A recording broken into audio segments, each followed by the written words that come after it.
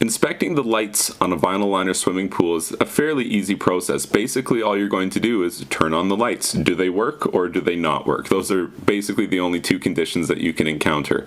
Now, the lights themselves do require periodic replacement of the bulb, and if you have an incandescent bulb, that's usually not too expensive, let's say $30 to $60 as an average number.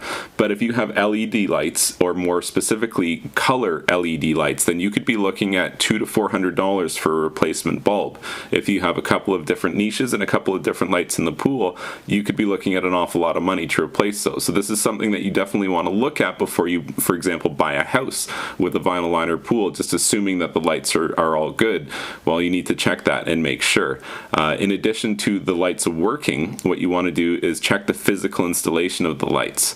When you install a vinyl liner pool skimmer or return, those holes are already cut in the steel wall from the manufacturer.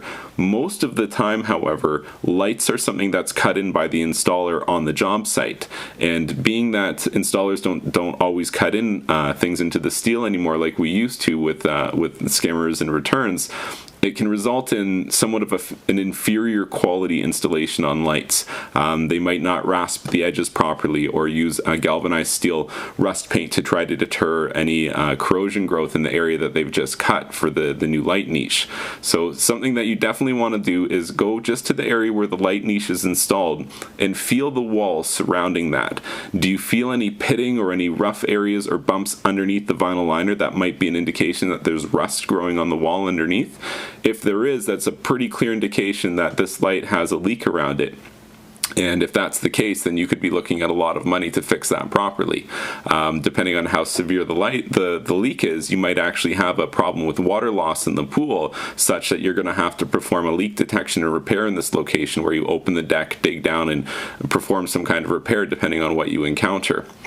Another place where lights typically leak is where the light conduit or the electrical conduit exits the top of the niche itself. That location is definitely something that's well known for leaks in swimming pools.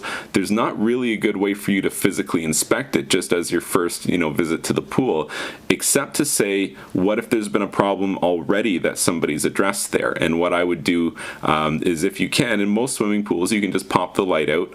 It's either a quarter turn, just turn it and it clicks and pops out, or it will have a screw top dead center that you take out, and then you should be able to reach up inside the niche and feel the area where the electrical conduit exits the niche itself. Does it feel pretty good, or does it feel like somebody put about 10 pounds of epoxy up in there trying to figure out a way to stop a persistent leak that they've been chasing in the pool? So in terms of how to inspect a light, there's not a lot you can look at, but checking for leaks and checking to make sure that all the lights themselves work, and whether you're going to be dealing with incandescent bulbs or LED bulbs when it comes time to replace them. That's about the best you can do when it comes time to inspecting the lights.